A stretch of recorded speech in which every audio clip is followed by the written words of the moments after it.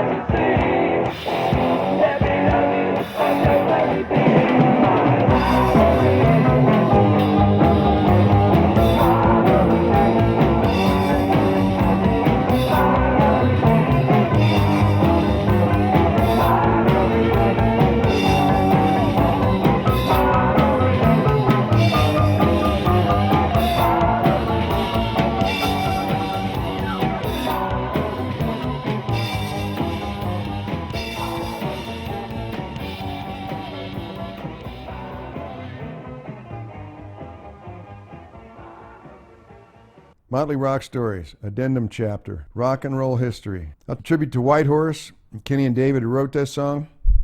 So consider this. Whitehorse was one of the top LA bands before Mick Mars came on board. It might be natural to assume that Mick Mars made Whitehorse, but actually Whitehorse made Mick Mars.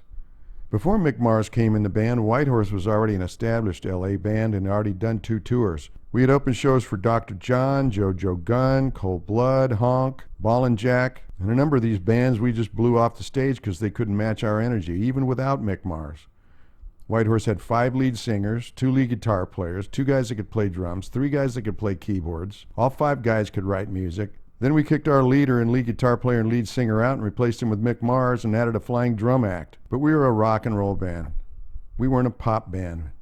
We weren't interested in making top 40 records. We wanted to be Motley Crue. We wanted to be Led Zeppelin, Deep Purple. And when our record company encouraged us to put out pop 40 type songs, Mick Mars and Jack Valentine looked at each other and we kind of thought, you know what? We don't think our heart is into making music just to make money. We want to make rock and roll. But the direction change is what did Whitehorse in. As much as everyone in the band loved rock and roll, and heavy metal rock and roll at that, if you listen to some of the other songs I put up on YouTube, mainly the 3 other guys in the band were in with the record company. They went to all the record company meetings. It was like Mick and I never wound up being involved in any of the decision making. We were the 2 youngest guys in the band and kind of shut out of all the organization and directions. Otherwise they'd have realized there was a problem. There's 2 two of us guys that aren't included in your meetings, two of us guys that aren't going to meet with the producers. And there's the main two guys in the band that everybody thinks is, you know, you got your flying drummer and your Mick Mars. Maybe you should listen to these two guys. Because when the two of us left, that band pretty much fizzled out. And what would have happened in rock and roll history if Mick Mars and Jack Valentine stayed in Whitehorse, became a successful pop band, maybe made as much money as Kool and the Gang, then your Motley Crue might not have ever existed. Or if they did, Mick Mars would have not been the lead guitar player, and the band wouldn't have been called Motley Crue, and they wouldn't have had an upside-down drummer, because all three of those things came directly from Whitehorse. How history could have changed if Whitehorse didn't break up. But we'll never know. And I'm not saying Whitehorse was a great band. You don't become a great band till you go out on a world tour and you really get a chance to just woodshed by playing every night in a different city. We were a good band, on the verge of being great. Even with Mick Mars, we still had 4 lead singers, 3 guys that could play keyboards, 2 guys that could play drums, 2 lead guitar players, another rhythm guitar player, the world's first flying drummer, and Mick Mars himself. How could that band miss? So if you can imagine, after spending 10 years perfecting your craft, trying to be in a successful heavy metal rock band, to wind up evolving into a top 40 bubblegum group, well, I was about ready to blow this popsicle stand, give up on my ideas of being a rock musician. So I found something else to do. And Mick, he stayed at it and proved rock and roll will never die. So in January of 1975, Whitehorse was in Sound City recording studios, recording Whitehorse originals, My Marie, Places to Go, Thinking About You, Sleaze Queen, Run Into the Dark, Told You Once Before. And right next door was a band called Fleetwood Mac, recording Rhiannon. Lindsey, Buckingham, and Stevie Nicks had finished their Buckingham Nicks recording at Sound City.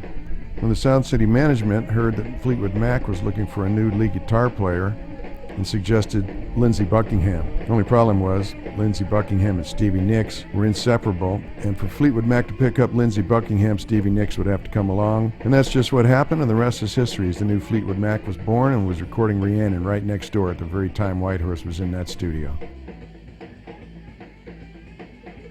Fleetwood Mac was literally living in the studio at that time. Now, My Marie was a song about 2 of Whitehorse's biggest fans, Marie and Nancy, these 2 sisters. Marie was after Kenny and Nancy was after me. And I'm not sure why, but neither of those relationships got anywhere, but Kenny did write a song about Marie, and which was a cool top 40 pop song, but there's not much Mick Mars in it. And they didn't want me playing really strong, powerful drums. They wanted me to make it light and bouncy. So it came out the way the record company wanted, not the way Mick Mars and Jack Valentine wanted. And we could see the writing on the wall. We weren't going to be happy with the record company's ideas of making us a light pop band, or even worse, a disco band, which was coming down the road. So Mick and I started trying to figure a way to get out of there. We were under a record contract, and fortunately or unfortunately for me, I wound up breaking my leg and couldn't play anymore and had to bow out. And of course the record company wanted to sue us and make me finish the record once I got my cast off, but I didn't have anything for them to sue me over, so I just decided not to come back to music. And Mick kicked around for a little while with Whitehorse to pick up a few more club bucks before he took off with Kenny for Alaska and Vendetta, because they were more of a Motley Crue style rock and roll band. And but of course disco came in and shut down most of the rock and roll clubs in LA, so I'm not sure how Mick survived until he wound up finding Vince, Nicky, and Tommy, and then the rest is history. And see, rock and roll wasn't dead after all. Because Mick Mars and Motley Crue and Eddie Van Halen just ruled LA for a couple years before they wound up hitting the big time. It all worked out for the best. I've had a great life. I got no regrets. I got no complaints. There is a Motley Crue. Mick Mars has become a sensation, and rock and roll history is better off for it. Whitehorse, ladies and gentlemen, Whitehorse. Thanks for listening.